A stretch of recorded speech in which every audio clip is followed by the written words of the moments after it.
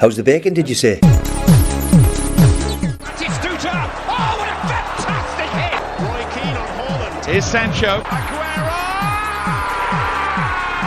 I swear you'll never see anything like this ever again! Tu pensa as coisinhas bonitas de mim, menina, menina. Tu pensa as coisinhas bonitas de mim, menina, menina. Lindos olhos você tem, cabelos longos também. Não te troco por ninguém. Menina, te quero bem. Swinga, some baby, swinga. Swinga, menina, menina. Swinga, some baby, swinga. Swinga, menina, menina. Sinto muito, pode crer. Agora me amarro em você. Sou homem de prazer. Tu és o meu bem-querer. Swinga, boneca, swinga. Swinga pra menina dançar, swinga. Hello, everybody, and welcome to another episode of the Prawn Sandwich podcast, season 3. We're in now. Hello to Dylan McKenzie and Nathan Cupid. Good afternoon. Hello. I'm hosting today. Of course, you'll recognise my voice if you listen to us regularly. It's Jay. Won't go straight into what we're doing right away. Just want to say thanks to all the recent guests that came on because we've had a good run of yous. Matt, the Derby fan, Hugh, the Birmingham fan, Liam, Carlisle United fan, Scott, Celtic supporter. So I don't think I've missed anybody there, have I? Not that I'm aware of, mate. That's a teaser. We haven't even had Scott's episode out yet. Well, it will have been out by the time this is on. Oh yeah, true. My bad. Oh, is that out next week? Is it? It'll have been out. Time of yes. recording, it should be out in April. Next week. Yeah. All right, sound.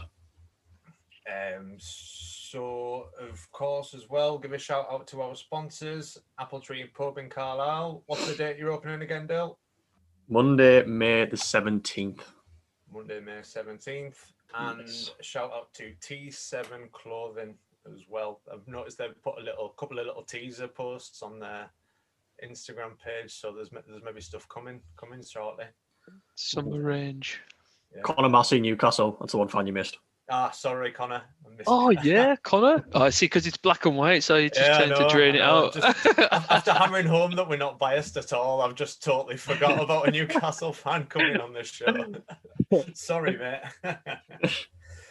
But so this week we're going to do another tournament review. If you've listened to us in the past, we've done reviews of the 1998 World Cup, 2002 World Cup, and the 2008 Euros. I've not missed any tournaments we've done, have I?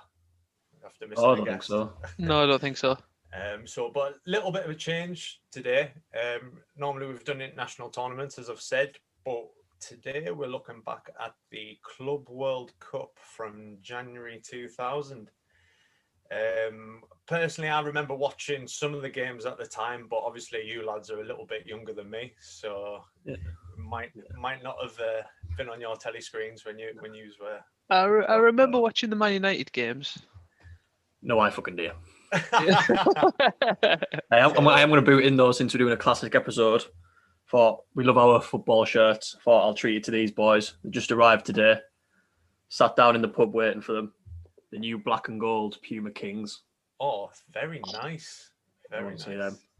Real. So I think personally, Puma Kings are a pure underrated classic boot. Yeah, So I'll give you that. I went for the new ones. Quality, nice. So the 2000 Club World Cup tournament. Before we get fired right into actually talking about the tournament itself, we've got to mention all the controversy in England at the time surrounding Man United's withdrawal from the FA Cup in order to take part in it. I remember at the time, I was 10, and it being massive news, and everybody blamed Man United for it and that. But in researching this, they didn't want to drop out here. Yeah. It was they were under pressure from the FA and the government to go for the 2006 World Cup bid. that was obviously doomed anyway. But Yeah. they thought it'd be good PR for England if they went over and built relations. So the FA, because this was the first time in FA Cup history, the third round was in December. Yeah. So the fourth and fifth rounds were both in January, so they would have missed. It was just like, it was as if it was set up for them. Like, no, you have to go and do this tournament because Yeah. there's no other way you can do it. Because I watched the video that you sent us, because I didn't remember any of it. So what did they win in Japan then? Because Phil Neville says a bit where we won in Japan. That's an intercontinental you know how there's trophy or something. that was the Intercontinental Cup. So that's the winner of the Copa Libertadores and the winner of the Champions League, which like they still do now. But this tournament was like Sepp Blatter's like brainchild. Yeah. Like this is what he wanted to put together. Like that video that we watched, like when it's interviewing him at the start, you know how he like just likes to get involved with everything. Yeah. Especially around that time. And he said, like teams in other continents like Africa and Oceania are getting as good as teams in Europe and stuff now. So this is going to determine the best team in the world. And so yeah, that was why Real Madrid were taking part in it, because they won in the Continental Cup. I always remember like Jay was 10, so 2000 I was 8, and being a Man United fan at the time, I can always remember like it being a bit of a kick-off and all that. And I can remember saying to my granddad in his house once, like, why don't they just play like a reserve team for the FA Cup games and let the first team go over? Yeah.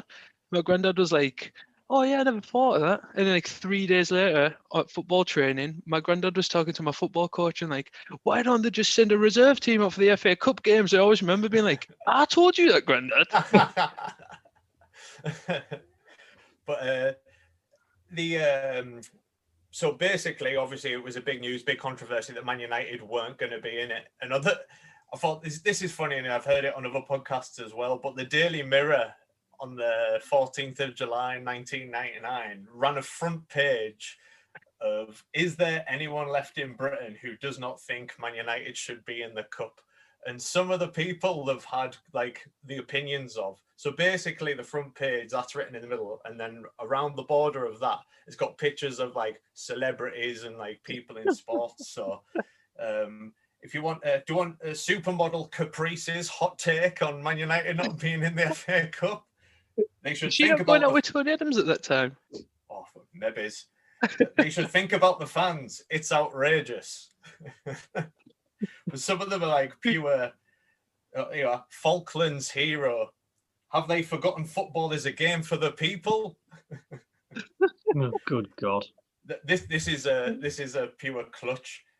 Singing star Darren Day. My mates are all United fans and they are gutted.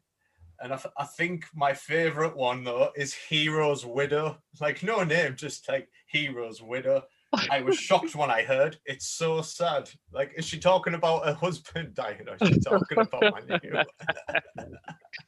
Oh, it's funny. Like, I'll put it on the Twitter after the episode, so you can have a look, because it is funny. I've got it saved on my thing. I don't think it really hit home until Bobby Charlton actually came out and was like, "This is a once in a lifetime opportunity. Like, we might never win the Champions League again, so we might not ever get to play in trophies like this again." And then kind of like fans were kind of like, "Oh yeah, you know what? He's maybe right." Like, it was a bit of a joke, like the tournament itself. Yeah. But like Dill touched on there that we've all watched this video with highlights, and like it's quite hard getting footage of all the games. That was just basically taken from a VHS and converted to like a video file and put on YouTube, so it was proper sketchy. The Man United games you can get access to in the final, but the others are quite hard. But run through the 8 teams that took part in it. It was Corinthians. They won they basically won like the Brazilian Super Cup. And they were hosting. They played 85 matches the previous calendar year. Wow. Jesus. Yeah, because their seasons run from January to December, and they play a regional division, and then they play the Serie A, the Brazilian Serie A. Yeah. And then there's playoffs at the end of that as well. So 85 games. Al Nassr, who won the Asian Super Cup. Man United, obviously, that won the 98-99 Champions League. Necaxa of Mexico, they won the CONCACAF Champions Cup. Raja Casablanca, who won the African Champions League. Real Madrid, because they won the 1998 Intercontinental Cup, which is what Man United had won the month before, Dill, like you mentioned. Vasco da Gama won the Copa Libertadores. And South Melbourne, a semi-professional team that won the Oceania Club Championship, a tournament that was only made to determine an Oceania qualifier for this tournament. Mother. Seb Blatter and his money, man. Oh, I know. And, it was held in Sao Paulo and Rio de Janeiro, the Morumbi Stadium, Sao Paulo, and obviously Maracanã of Rio. And so 2 groups. The format basically was the winner of each group played each other in the final, and the runners-up played each other in the third place playoff. Should we just fire into Group A first? Yeah, why not? Let's go. Yeah, if you want to go on. So Group A consisted of Corinthians, Real Madrid, Al Nassr, and Raja Casablanca. And the first game was between Real Madrid and Al Nassr, and I don't need to break it down. It was a 3-1 win for Real Madrid. Nicolas Anelka, Raul, and Brazilian Savio with the goals for Madrid, and the goal for Al Husseini for Al Nassr. That was Anelka's first competitive goal for Madrid. I thought that when I seen it, because I watched the Anelka film the other day and all. Yeah. He'd been really struggling at Madrid after his move from Arsenal, and went there and finally got off the mark. Mm. He was maybe not having the pressure of the Bernabeu around him or something, but in the other opening game in that, Corinthians beat Raja Casablanca 2-0 with goals from Luis Zhao and Fabio Luciano. I had a look in the squads, and I just thought there'd maybe be some interesting names pop up especially the Brazilian teams. Yeah. And Corinthians, did you notice a young Edu? Yes. Arsenal midfielder Edu. I looked at the squads, I must have missed him. Yeah. Edu was in the side. Louis Zhao, he had a stint at Hertha Berlin. That was a bit failed. Dida, of course, in goal. I do. How I missed that. Yeah. Van Petter as well. Van Petter, great shot. Yeah, Van Petter, who had played for PSV at that point, and then had a bit of a torrid stint at Inter where he didn't really play. World Cup winner 2 years later, wasn't I he? think I seen Marcos Senna, and just got overly chuffed. Yeah, Marcos Senna. didn't future Spain, look into any other account of anyone else in that squad. Future Spain international. That blew my mind as well. We spied him in there. The second, I think the next 2 games were probably my favourite 2 games of the tournament when you watch them back. Just on those little highlight reels. Real Madrid played Corinthians in a 2-2 all draw. That was good. One of Eddie Ilson's goals, and that was absolutely class. The one where who does he megs? Didn't you meg someone on the edge of the box? Oh man, the guy with the. Was it Karambou? It was Karambou. It's Christian Karambou. He megs Karambou and then blasted in. Proper megs him and all. And then Karambou, I tell you, did you notice some of Karambou's through balls? Karambou had an unbelievable tournament. And Jeremy at right back. Jeremy as well. That made me laugh. Yeah. Jeremy marauded right back. He got about 3 assists. Steve McManaman played in that tournament as well. Let's just get that in there. Another couple of goals for Anelka as well. Yeah. And this was the one where he got sent through on goal, and he done his little shimmy with his legs around the keeper, didn't he? Yeah. And put it in, and then missed the penalty. Class. He missed a penalty. That goal where he just feints, his leg looks like it's made of rubber. It's absolutely mint. Lovely. But top scorer in the tournament, joint. Yeah. Something, out of footballers I've watched live at games, Nicolas Anelka is probably given up there as one of the best individual performances I've ever seen. For Chelsea, he tore us apart, didn't he? He was phenomenal. He was dropping deep and playing as a midfielder most of the game. He was absolutely class. I think he gets a bit of a bad press every now and again because he's a bit of a... he's a loose cannon. Yeah, his personality gets the better of him sometimes, but when quality... when he had that spell kind of post Real Madrid, like he went back to PSG, Yeah. and loaned him to Liverpool, and then he'd done the rounds at like Man City, Fenerbahce, Bolton. Like I think because he had that little spell in the middle of his career, that he doesn't get regarded as like as good as he was, because he was phenomenal. Like he was class. He was only like 19 now at this point. Tell you what, we'll leave it because that actually might be like a good profile to do, to be honest. It would be. It would be, especially because he's got his film out on Netflix, which is pure good. That is a really good watch. If you've not saw that, then absolutely. Then give that a watch. The Anelka documentary. It was really good, real eye opener.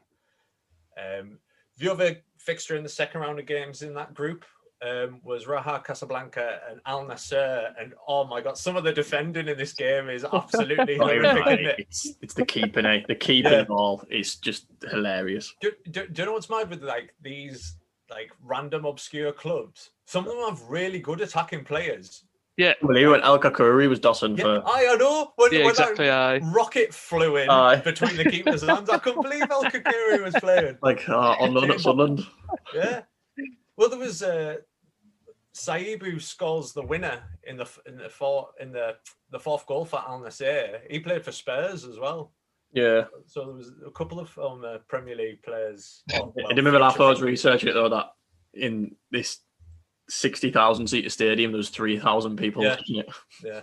Well, that's the thing. Like, they wanted it in Brazil. They gave it to Brazilian clubs, like Vasco da Gama of Rio and Corinthians of Sao Paulo, and they thought all the stadiums would be total sellouts, like for the entire thing. But obviously, they weren't going to be. It was the height of Brazilian summer as well.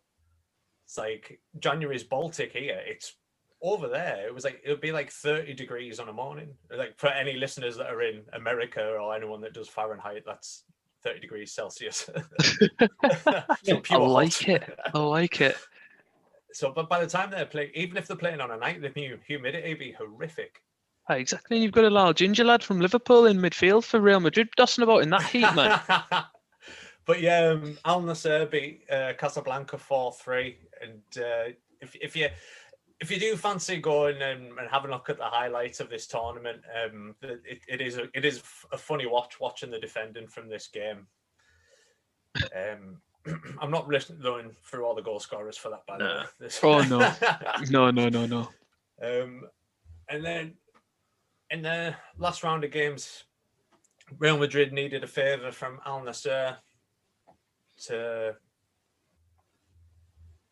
try and get something from Corinthians, as they were going to be matched on goal difference, weren't they? Yeah. Real Madrid played Casablanca, and what you thought would have probably been a hammering was quite a close 3-2 win. They took an 88th minute winner from Jeremy. Future Bolton defender Hierro scoring for Madrid, but they actually went a goal down, didn't they? They did. There was two headers. Akimi or whatever. Yeah, a very young Casillas could probably have done better with the second one. Yes. His hands. But yeah, Fernando Hierro, Fernando Morientes, and Jeremy with the goals for Madrid there. It's Jeremy's goal that like cross for Raul, but the keeper palms it straight in. Yeah, is that the first game? I always get them mixed up. A creative force down the right hand side in the first game, set up 2 goals from his marauding right back role. He was mint like. Apio loved him, mate. Like he was wasted when he went to Chelsea and then the Megs. Corinthians, though, they sealed the group with a 2-0 win against Al Nassr. Ricardinho, who looked a real player in this tournament, opened the scoring. He signed for Middlesbrough. Didn't play a game. Didn't play a game, no. Ricardinho. Yeah, and Rincon, who was Colombia captain at the time. Freddie Rincon. Yeah. Unreal player. So the group finished with Corinthians and Madrid tied on 7 points, but Corinthians had a better goal difference of +4 to Real Madrid's +3. So it was Corinthians into the final and Real Madrid into the third place playoff. So apparently in that tournament, like you see, I said before that the FA and government wanted Man United to go over to like build relations, so to speak. That when Man United were there, when Man United were there, they didn't have any open training sessions around like that. They didn't mingle with like locals and stuff. Real Madrid, on the other hand, like every single one of their training sessions was like an open training session, and they were just hanging around their hotel and like speaking to fans and stuff like that, and made an absolute massive impression on like Yeah. English fans as well. But Man United didn't do anything like that. The only PR they actually done in the end was a thing arranged by UNICEF at the end of the tournament. Yeah, where they kicked the ball around with some kids from Fafellas. But that was arranged by UNICEF. It wasn't off their own back. Yeah. So we'll go on to Man United's group then. As we said, Group B, Vasco da Gama, Man United, Necaxa, and South Melbourne. So Man United opened this group against Necaxa of Mexico. And you know what blew my mind with this? You see how we've just mentioned the Heat before? Man United players were still wearing long sleeve tops. Yeah. Dwight York played the full tournament in a long sleeved top. I think Beckham played in one as well, didn't he? Beckham played with a long sleeve shirt on as well. Dwight York is from Trinidad, he'll be used to it. Yeah, he'll be all right, but like Nicky Butt in a long sleeve top. So he doesn't get sunburn on his arms, man. But they've just come from a UK winter. I know, man.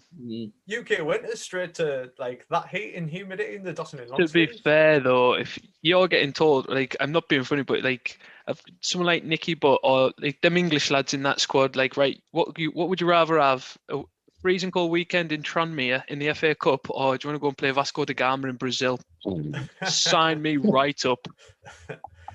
Because obviously Man United's group was based in Rio. The Flamengo fans,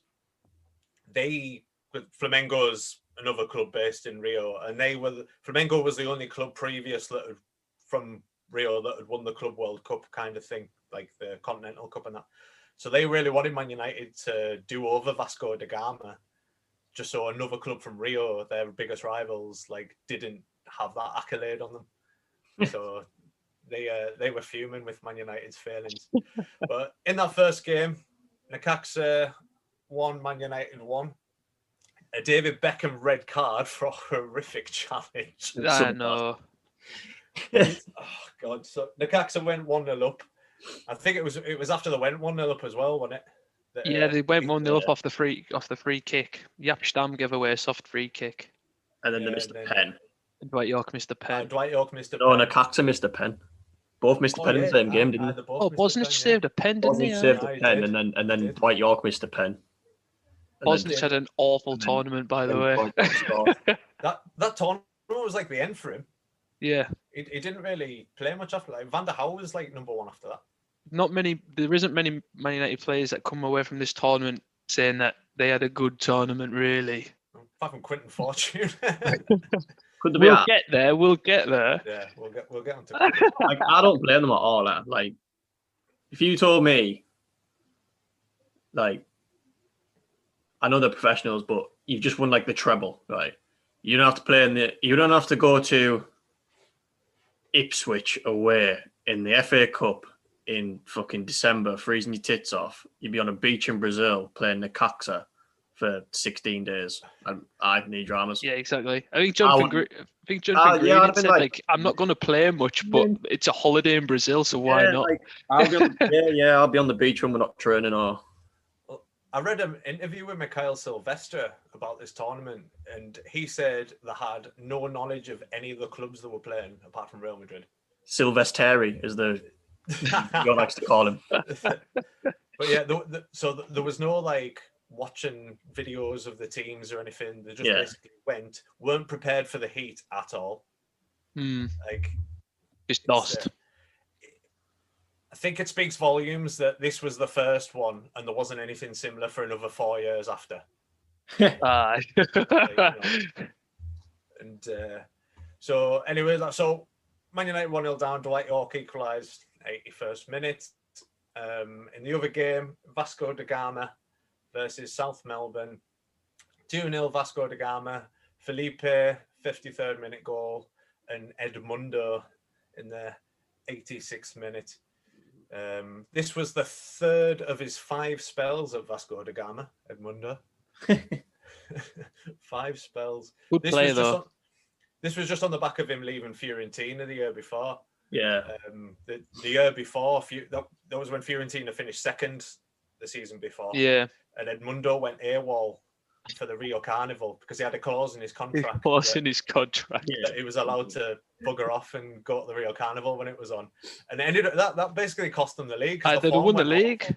Their form went awful when that, but he was more bothered about going to Rio and partying. But he still got injured, didn't he? Yeah. But he still got injured. And so they had no striker. Mental. Love it. I absolutely love that. That's good.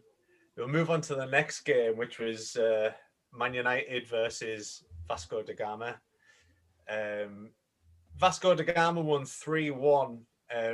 Romario scored 2 goals, both in the 24th and 26th minute, and Gary Neville with 2 humping mistakes that led to them. Like the Romario at this point is like 32. Mm-hmm. Yeah, so it's still obviously in really good nick. It left, I think, when he left Barcelona in 96. I think it was 95 or 96. He went back to Brazil, and like basically that's where he spent the rest of his career. But he looked lethal inside the box, didn't he? Even still at that age, like pounced on those Gary Neville mistakes straight away, and there was like only one outcome. Absolutely. 73,000 at that game. Yeah, that's in contrast to the attendance, which was just later on that night in the same stadium, was registered at only 5,000. Yeah. Everyone had seen what they wanted to do and then buggered off. Edmundo made it 3 on the 43rd minute with a delightful turn over Mikhail Silvestre. Yeah, good Balls goal. played into him, and he just like dinks it over around his shoulder, around the back of the defender, spins Silvestre and like buries it bottom corner. Finish. It's a great goal. Great goal. Yeah, they didn't even really get on Romario and Edmundo, apparently. No. Yeah, I know they celebrated the goals together, but apparently now that they didn't really get on. Like, that's 2 very, very big egos in that side. It's all for football at the end of the day. That's one thing that annoys me about football. Like the whole Sheringham and Cole thing, where it's like, but one of them's got to go. Well, no, like at the end of the day, they're doing a job. You don't have to, you don't get on with people at work, but you still get on with it. You know what I mean? But fair dues are 2 talents there, like. No, 100%. What was it? Edmundo was meant to be who started the '98 final, wasn't it? Yeah. The World Cup instead of Ronaldo over the whole Caesar gate. Nicky Butt pulled one back for Man United on the 81st minute, but that result. Pele's player of the tournament. Probably, mate. For the 2002 World Cup, wasn't he? Like Nicky, he was Pele's. No, this was it. This? Is that what Pele said? Behave. It's where Pele first seen him, mate. I'm running on 3 hours kip. I'm very gullible, so you could tell us anything. Teddy Sheringham's dink in that game is ridiculous. The one in the second half. It's not. Mate, it's so close. Super Ted, edge of the box, and he sees him, dink. It just oozes Teddy Sheringham. I tell you, it's hot when Teddy Sheringham's wearing a short sleeve top. With a little, you see the little chain that pops out of his shirt as well. Like, I love Teddy, that. What a dick! I think it just oozes like old school football, seeing a chain or something like hanging out a shirt and that. No health and safety regs. Nah, just dust. York used to wear about 3. York's a player though, isn't he? And Teddy's not. Teddy's mint like Teddy was a fiend. Teddy's class. Teddy's class. In the other fixture, which basically confirmed Man United's exit already, Necaxa beat South Melbourne 3-1. Yeah. Montesinos penalty. Augustin Delgado, who went on to have a failed spell at Southampton a few years later, but was class for Necaxa in this tournament. And another penalty, Cabrera. And they also missed a penalty in this game. Well, the South Melbourne lads. Watching there's more pens in this tournament than I get in a season on. There is loads of pens. Yeah. Absolutely jugs. There's a few like. And the soft. There's a lot of soft pens. Oh yeah. Very soft. I bet the referees were under instructions like, we need to make this tournament look as entertaining as possible. So just award penalties so it looks like the games have been high scoring. Yeah. Wouldn't surprise us, like. Well, Seb Blatter's involved, man. You know what I mean? Exactly. So, as we say, that result confirmed Man United's exit from the tournament. So, in a dead rubber on what would have been my 11th birthday, Man United played South Melbourne. This was the first game where they actually fielded. Did they not still have a chance? No, that was it done. That was it out after 2 games. All that fuss and out after 2 games. That doesn't make sense then. How? Because they only went out in goal difference. They had 4 points each, and Necaxa had a +1 goal difference to Man United's none. So surely if they won like 4-0 and Vasco beat Necaxa, which they did. It was to be fair, it was maybe results. Yeah. It was maybe head-to-heads before goal difference, actually. I was thinking that the drew 1-1. The drew 1-1 in the head-to-head. Oh yeah, that's weird. Unless they just got it wrong in the video or something. And yeah, maybe. Yeah. Maybe. But this was the first game where they actually field like a weaker side, so to speak, and some of the more reserve players got to run out, including one Quinton Fortune, who had been in and around the side since his arrival from Atletico Madrid in the summer. And scored both goals in a 2-0 victory on the 8th and 20th minute. And in the other fixture, Vasco da Gama sealed a perfect record in the group with a 2-1 win against Necaxa. Anguinga put Necaxa 1-0 up after 5 minutes. And then Odvan, which he was a Champman legend for me on my Atletico Mineiro save. I loved seeing him pop up with a goal. Did you click on him? Odvan? Yeah. I like didn't Wikipedia, right? It's got him down as like 25 teams played for. But like half of them don't have like any caps or anything. Like they don't know how many games he played. He's like a pure unknown maverick. Oh, what an enigma, Odvan. It was a rock at the back for my Mineiro side. 7 teams to know who he played for, and 2 of them are Vasco da Gama stints. Nice. Yeah. He haven't got a clue. He signed for DC United apparently, but didn't play a game. There's loads of Brazilians who go and play in Japan, which I noticed when clicking through some of these players, like Adilson for Corinthians had a few spells in Japan. Yeah. Edmundo at one point was in Japan. Ricardinho went to Japan. But the other goal in this game was Romario, which was his 3rd goal of the tournament, which matched Anelka's to tie for top goal scorer. I know we touched on before Corinthians squad and the talent running through it, but Vasco da Gama's Yeah, absolutely. Class. Bloody, obviously Romario and Edmundo that we've mentioned. Juninho. Say that again, sorry. Juninho. Juninho in midfield. I didn't realise that. That was a nice surprise seeing that pop up. Yeah.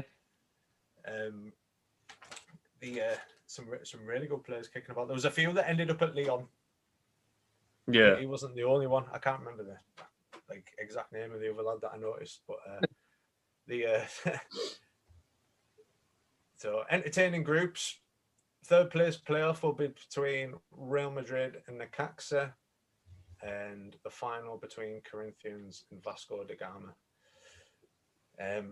So 3rd place playoff on the 14th of January. Stiff back.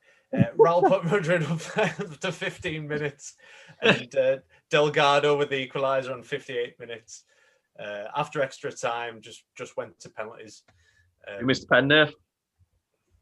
No comment. So Steve was not lethal from 12 yards out. He only scores bicycle kicks. Necaxa won on pens. 2 players that missed pens for Real Madrid. Both played for Man City at one point. Yep. Steve McManaman missed one, and Javier Dorado missed another. He must have been a young lad then. Well, Sammy Eto'o bagging. Yeah, a young Samuel Eto'o. yeah. Scoring as well. Ivan Helguera and Morientes put theirs away. Vazquez, Perez, Anguinaga, and Delgado. Delgado got the winning pen, and must have thought, God, I love the Del. I can't wait to go and play. There must be two Dorados if you because I didn't know him. Delgado. Dorado. Dorado. Yeah, Javier Dorado. If you click on him on here, he didn't play for City. Did he not? No. Must You be sure? correct. No, Real Madrid, Salamanca, Sporting Gijon, Rayo, Oof. Sporting Gijon again, Mallorca. Oh, Javier Garrido, not Garado. I was gonna say I didn't know him, but no. Oh, that's a shame. I thought I'd unleash some I unreal know. trivia. I can't believe we did the same thing there. Yeah. I'm Oh, disappointed that's in myself yeah. there. Garrido didn't even play for Real Madrid. He played for Real Sociedad. Oh well. Right, boys. Never mind. No, never mind. it's good. It's why you're here, Dale. Good. You don't want the facts to be wrong, Dale. That's why we Aye. like you there. Like sat at the ready to shoot us down. Exactly. If it was just me and Jay, we'd just have any crack gun on, I mate. know. The winning No penalty- fact checking or nothing. The winning penalty was scored by Agustin Delgado, who did have a stint in England, played for Southampton between 2001 and Yeah. 2004, but only played 11 games in 3 years. It was a bit of a flop. Shite, eh? It was class in this tournament. Yeah. The final, which was it was played on the same day. We were in a rush to get this through. Between Corinthians and Vasco da Gama, which would be, to be fair, that's probably what they wanted because that's the only way they were getting the stadium like totally full. Oh, 100%. Yeah. 73,000 in the Maracanã. And quite nice when you see stuff like this happen. Obviously, it was 0-0 and it was decided on pens. But the Sao Paulo team beating the Rio team in Rio in the final. Yes. Love out like that. There's some scenes. Scenes. So Edu scored. He's pen. yeah, young Edu, Luis Zhao, Fernando Baiano, Rincon Freddie scored the Rincon. pens for Corinthians. Romario, Alex Oliveira, and Viola scored the pens for Vasco da Gama. Gilberto, the left back, missed. He played for Spurs at one point. Yep. Did he? Yeah, he did. Arsehole. I was certain with that one. Yeah. Played for Inter and all, apparently. Yeah. Oof. 2 games. He was really highly thought of as a left back around that time. Yeah. Really highly thought of. But obviously in the national side at the time, he had Roberto Carlos and Silvinho. Yeah. So it was a hard team to get into when you play in that position. Oh, aye. Dida saved from Gilberto, but Edmundo's pen was very wide. But yeah, so Corinthians won the first ever FIFA Club World Cup Championship. Nice. Format was then scrapped and then reconfigured to become another version of the tournament in 2004, which is what they still do now. What is now in with 4 teams? Yeah, 4 teams, and well, they don't even have the Oceania Nah. So what is tournament it? like that anymore. Asian Champions League. Copa Libertadores. Copa Libertadores. The other one. A CONCACAF have like they have like their version of a Champions League as well, don't they? The African one. Yeah. So, but they have preliminary rounds, remember? So, Yeah. So if you like the Champions Leagues, Copa Libertadores, they get automatically through. But the other ones will play earlier games to determine whether they'll face them. Australia don't even bloody compete in Oceania anymore, do they? They're part of the Asia, like on the international scene. Yeah, on the anyways, they compete in international Asia scene, now, don't they? So on this, the last one, it was like so Champions League, then South America, North America, and the Asia one. So like Bayern won it. Yeah. Second were Tigres from Mexico. Al Ali third, and Palmeiras fourth. Yeah. It's just like we said like earlier, like Man United went there with like no knowledge of the other teams, and so like just trying to put a spanner in the works there. Does that mean Sir Alex and the treble winning team aren't as good as what they think? You're very shocked now if a European team don't win it. Yeah. Like if the Champions League winners don't win it, you're very I think it's either a Champions League team or like a Brazilian side. You know what I mean? I think the Brazilian sides have the capability of knocking anybody about. You know what I mean? Man United ended up treating that as like a mid-season break, and before they went away, it was a really close title race between them, Arsenal, and Leeds. Sunderland went far off as well, because their last game before they went away was a 2-2 draw at the Stadium of Light. Yeah. And I'm sure we could have went top over Christmas. I think we lost to West Ham. When we you'd have to watch that game on Sky. It's on YouTube. It is. That's some of the Man United games. On Northern Star by Mel C's on the build-up. For the sake of it, the last team not to win it from Europe was 2012. Chelsea lost to someone. Chelsea lost to Corinthians in the final. Ooh. But as we were saying there, Man United treating it as a mid-season break. It was close before they went away. They ended up winning the league by a record points for the time. They kicked on, didn't they? Yeah, they absolutely smashed the league after that. They're 18 points clear. They got knocked out in the Champions League in the wasn't the quarters, or was it the first round of 16? It was against Real Madrid anyway. Yeah, they got knocked out in the quarterfinals off Real Madrid. Yeah, because Madrid. Raul was mint that night, and Redondo. Yeah, it was quarters. It was in my quiz, wasn't it? Yeah. Yeah. They went on to Real Madrid, obviously, of course, went on to win the Champions League that season. Did they win the league that year? Don't think they did. That wasn't was that Depot's? I'm sure that's Depot's winning season. I'm sure it is. 99-2000, is it? I'm not entirely sure. We're supposed to be a football podcast, but we'll get there. I know. I'm sure it was Deportivo, man. We'll let Dylan sort that out. Just keep talking while Dill Googles. I've got myself on a track now. I'm just gone back. It just seems a little bit poor. So like Chelsea were the last one, but then before that, it's again all the Champions League winners. Yeah. Apart from 2006, International from Brazil won it, beat Barca in the final. Oh, nice. Nice. But it's a bit like, well, if you win the Champions League, you should really win it, shouldn't you? You pretty much won it, aye. Yeah, like, try to see what one. Another 1-0 in the final to International. Yeah. But, nah. It is. I dare say, probably like the standard of football is more competitive in Europe than where it is everywhere else. But it's anyway. because the money's here. Yeah. Exactly. At the end of the day, that's why like the best players come to you. Obviously, the leagues have the more illustrious reputations, but like the Brazilian league is nothing to be scoffed at. Yeah. I mean, these players get produced from somewhere, and not all of them can come to Europe. Yeah. Well, when it was re-established in 2005, Liverpool lost in the final. Get in. To Sao Paulo. Get in. Enjoyed that one, didn't you? A little bit like in the finals, lose these finals. But anyway, lads, after watching the highlights, was there any particular things that you enjoyed? Old kits. The Adilson goal. The Anelka goal with the dangly leg. Yeah. I don't know. Like I pure like the old kits. yeah. More quality, especially the Brazilian ones.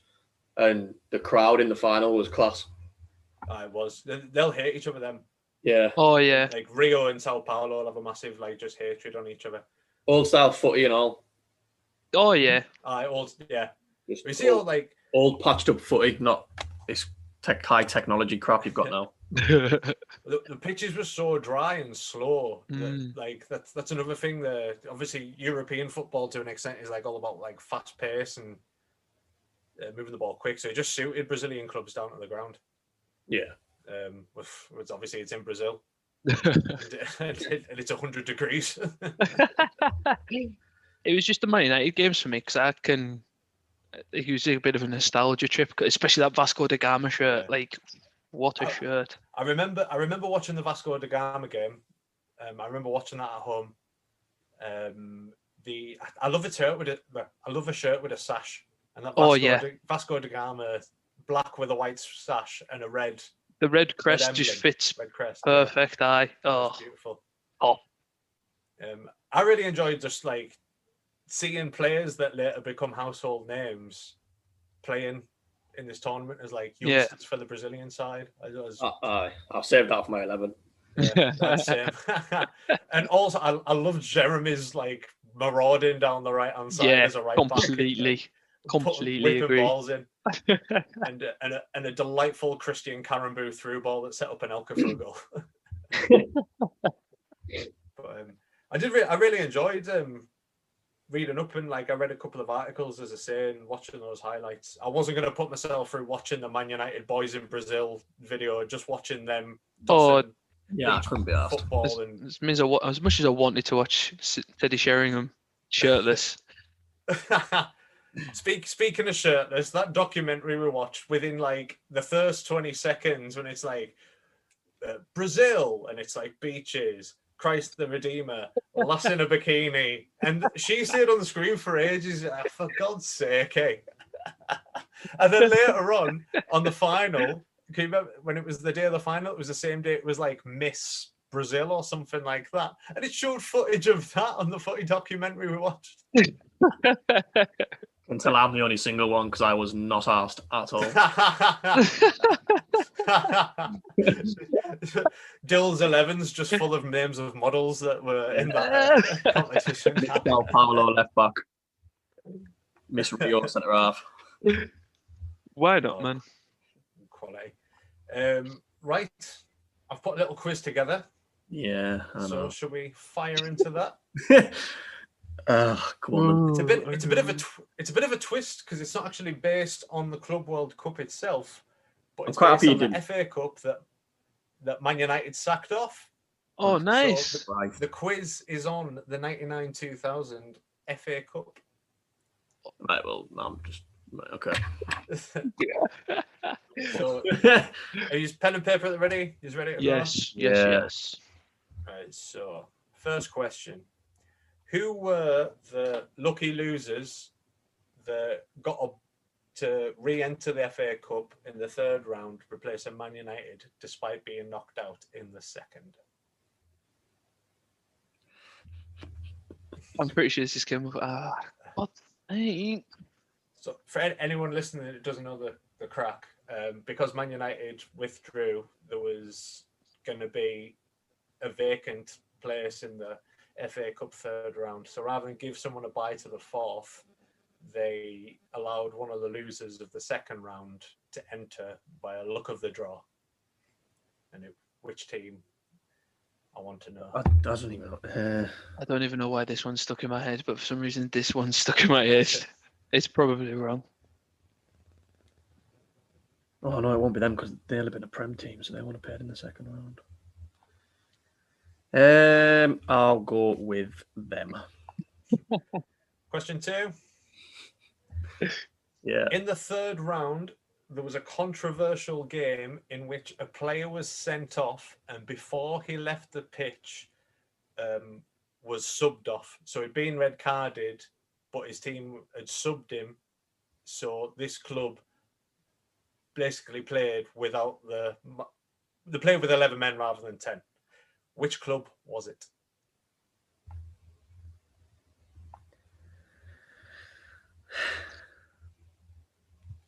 God, this is like scraping like distant memories. Like I was 6, mate. I'll give you a little clue for this. It was against Sunderland.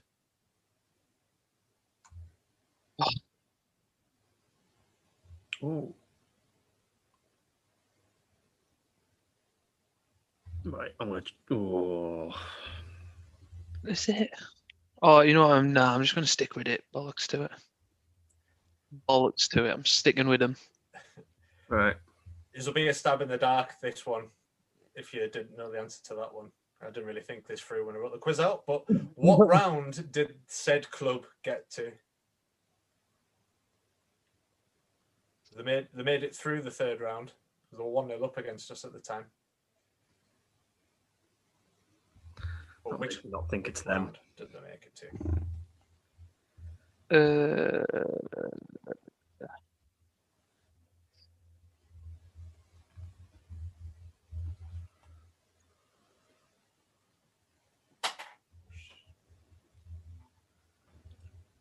99, 2000. Yeah. I don't know, won it. Move on. Yeah, aye. My shoulder's killing us. In the first round, non-league side Ilkeston Town beat which team? In the first round? Yeah.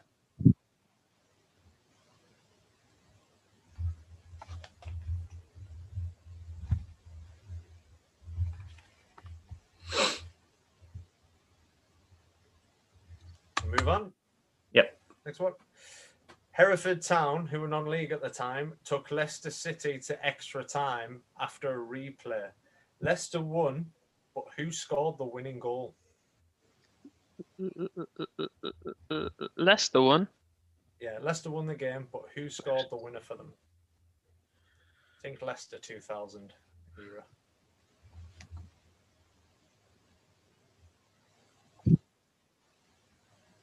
Next question. Question 6. Who refereed the FA Cup final that year?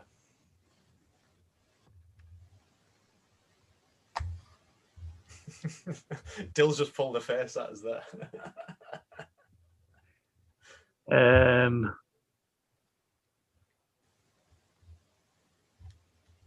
I'm stuck between two, and I think I've gone with the wrong one, to be fair.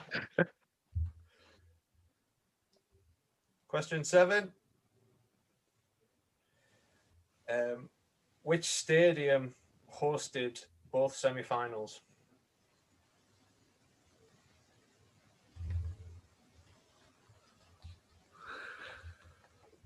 Another stab in the dark.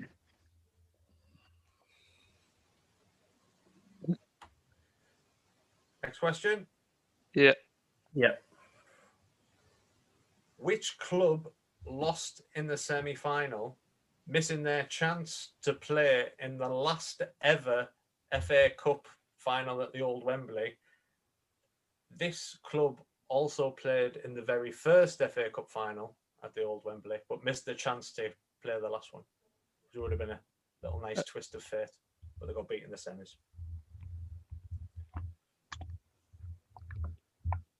Do. In the semis? Yeah. Right. Just put a team, man. I'm going to get it on anyway. They lost on pens to one of the finalists. Yeah, I've got it. Yeah. Question 9. Which future Sunderland manager scored twice to beat Newcastle in the other semi-final?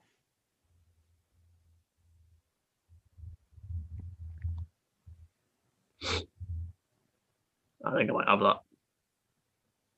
I had to think about that one there. Question 10. Yeah. Final question. Who scored the winner in the FA Cup final that year?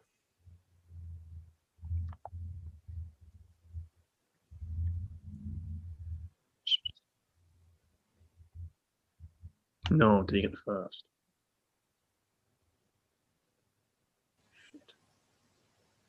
I think I might have got this year completely wrong. 1990. Yeah, I'm like No. I think I've convinced got it. myself it's one final and I'm not even sure. Yeah, I think I've got it right. Should we go through the answers? Go on then. Would you want to see Question what 1. Aye. Who? So, Dill, you go first. What was were it the again? lucky?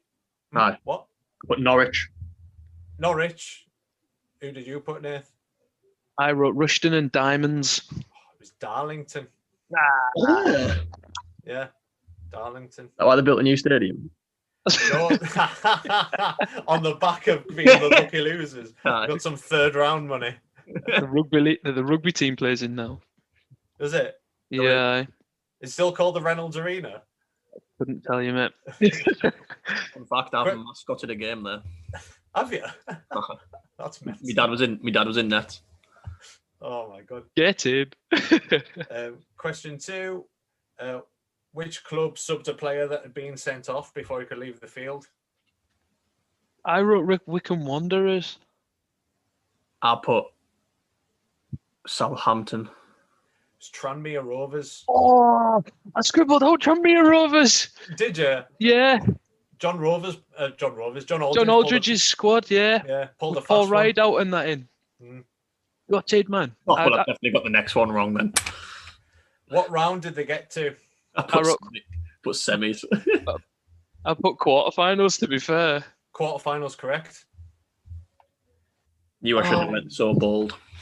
Made it to the quarters. Can't believe I crossed out Tranmere Rovers and wrote Wickham. Well, you 1-0 up, which pretty much confirms the win. So. Oh, I don't know, mate.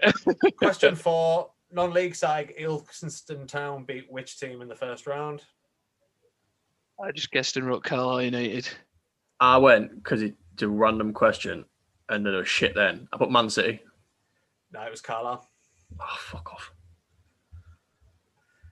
2-0. Question 5. Hereford took Leicester to extra time, but who scored the winner? Paul Dickov. Adi Akinbaye. It was Muzzy, is it? See, I wanted to write Muzzy, is it? But I thought that would be too obvious. No offence, Muzzy, lad. Muzzy, is it? Who refereed the final? Question 6. I put Graham Paul, but I kind of thought it was Jeff Winter. Couldn't even name a ref from then, so I just took a stab at it, something in history, and it was like a very young Howard Webb. It was Graham Paul. Yes. I can't believe he got an FA Cup final, like. He went to which tournament did he go? Did he go to the World Cup? And gave a Croatian player 3 Yeah, cards. 2002 World Cup. Yeah. Fucking Maglum. I hate him, like. Yeah, I'm not his biggest fan. Oh, Sunderland versus Man U, February 2001. Graham Paul, wanker. Question 7. What stadium hosted the semi-finals? Villa Park. What did you say, Dill? Villa Park. Wembley. Oh, Spewy. Yeah, I was quite shocked myself. I didn't realise that semis were at Wembley at that point. Yeah. Which club played the first FA Cup final at Wembley but missed out on playing the last FA Cup final at Wembley by losing in the semis? I put Liverpool. I put Leeds United. It's Bolton Wanderers. Oh, Mingen. They had a mad run. Only got beat up pens on Villa. Good Johnson scored a few goals on that FA Cup. Oh, Dion Dublin scored the winning penalty. And he did. Oh. And Good Johnson got his move to Chelsea at the end of that season. Which future Sunderland manager scored twice in the semis to beat Newcastle? Oh, be good. Yeah, it's Poyer. 1 out of 10. Boom. And question 10. Who scored the winner in the final? Roberto Di Matteo. I didn't know. I put Ray Parler. Didn't know it was that year or not. Yeah, it was Roberto Di Matteo. So, whitewash, but I think age comes out. I was maybe a bit harsh on you there, Jill. I don't think so. Whitewash would say I got none. I got one right. Oh, yeah, of course. Okay, I apologise. 1, 2, 3, 4, 5. Just the 5-1. There was a tiebreaker. I didn't know who was the final. Was that Chelsea Borough? Chelsea Villa. Chelsea Villa. Yeah. Is that the fastest goal one? Well, it was the fastest. No. Fastest goal was against Borough in 97. Same goal scorer, mind. Aye, same goal scorer. The ball was pretty quick in that game as well, actually, to be fair. I know, you don't have to patronise us. Mate. Well done, Nath, taking the quiz. I did have a tiebreaker, which was just how many English players were in the combined clubs 15s on the FA Cup final that year. 4. Who was it again? Villa Chelsea. Villa. I'll go on 7, mostly Villa, because when Chelsea had like barely any. Yeah, they did, but it was actually 15 overall, and but Chelsea had 4 in their matchday squad. It was because Wow. they started Wise, who was captain. Oh, of course. Three of the bench was a young John Terry, John Harley, and Jordan Jordan Morris. Yeah. I quite surprised hate off that. Jody Morris. Well, they could only have 5 subs, and they made Yeah. 3 of them like youth players. I'm No, trying to think of that. So Villa will have been like James, Well, Southgate. this is your Villa. This. Yeah. no. Lee Hendry, Paul Merson, Dion Dublin, Gareth Barry, Barry. Yeah. Alan Wright, Alan Wright. Yeah. Right. That's 7, isn't it? Steve Watson, Oh, I can't mind if Steve Watson was in. I should have the list really. Shouldn't Good I? effort, Alan Yeah. Thompson. Southgate. Southgate was in. So Eggiog. You got Georg. said him. Oh, you Ian go on. Taylor. Ian Taylor as well. Ian Taylor. David May. Yeah, so. Mike Hansen. Hey, Right. leave my Southern Villa May. squad out of it. So on to the 11s, which we just thought we'd do a bit of fun. Obviously, we're not picking like best of the tournament and stuff, but watching the highlights back, it was just kind of like favourites.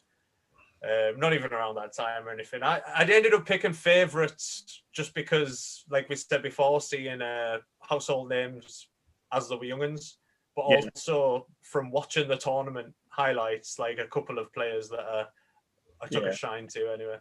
Oh, I fired mine out like bang straight away. I didn't pick any of my new players. I did. I've got 4. What formation have you got? 4-3-3. What have you got there? 4-4-2. 4-2-3-1. I've got 3-1-4-2. It's like a throwback. Yeah.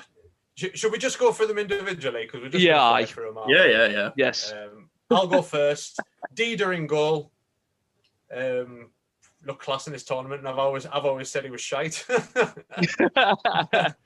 But goalkeeper that's won the Champions League twice, he's shite. Left back, Gilberto of Vasco da Gama. Centre half, Odvan, of course, my Atletico Mineiro legend. Other centre back was Talal Kakuri. It just had to be when I seen he played in the side for Raja Casablanca. Right back, the marauding fiend, Jeremy. A 3 midfield, Van Petter, Ricardinho, and Juninho. Pernambucano. Juninho Pernambucano. And my front 3, Romario, Edmundo, and Agustin Delgado. He does do want to be liked. I watched it and was like, oh, it's weird. It was going to be an Elka before that. And then I watched him play and I was like, he actually looks mint. You go with yours, Dill.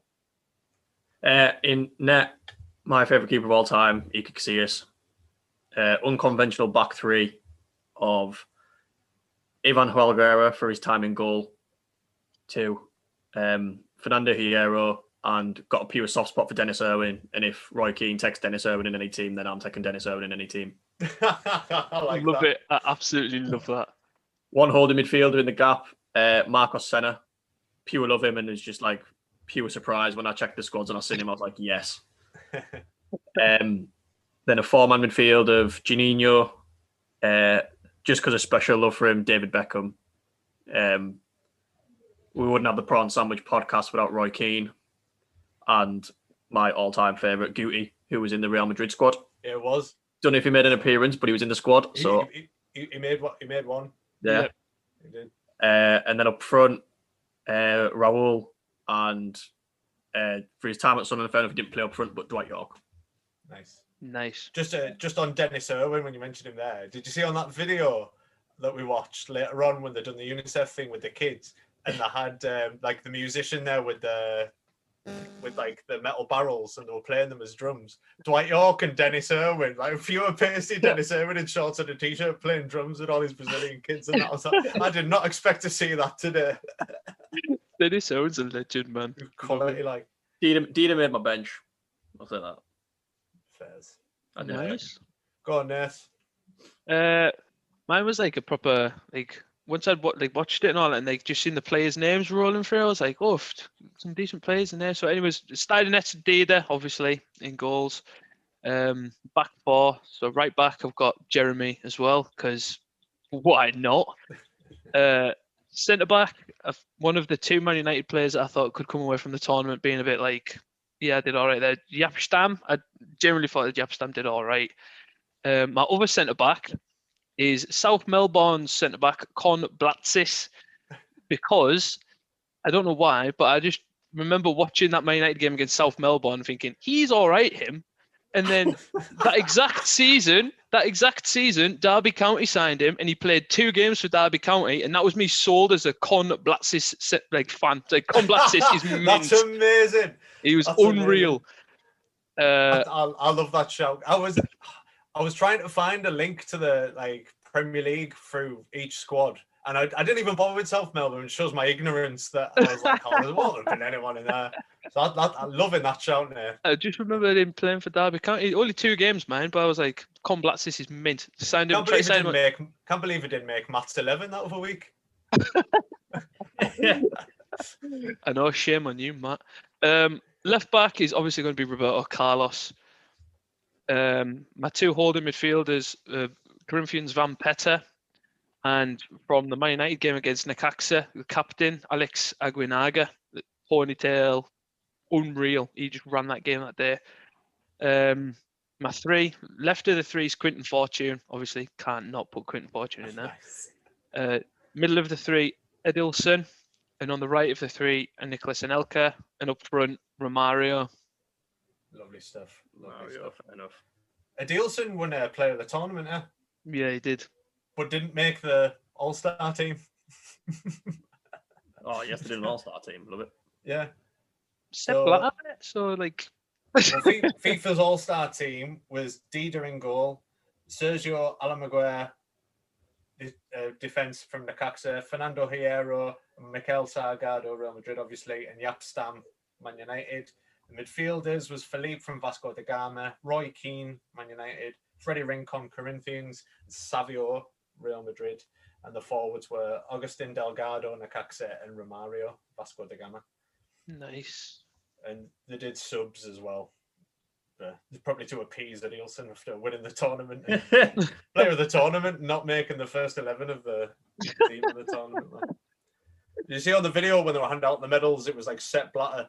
Like, he was the one doing the handing out. Oh. You were milking it. Oh, yeah. Con Blatsis paid for 3 English teams. It's a fair play to the kid. Coventry City, one of them as well? No. No. Right letter. He had a loan at Sheffield Wednesday from Derby, and he also played for Colchester United. Get in. Con Blatsis, man. Hero. Well, they're like, South Melbourne is still going. But Yeah. they're not in the A-League and that. They're playing like a regional division.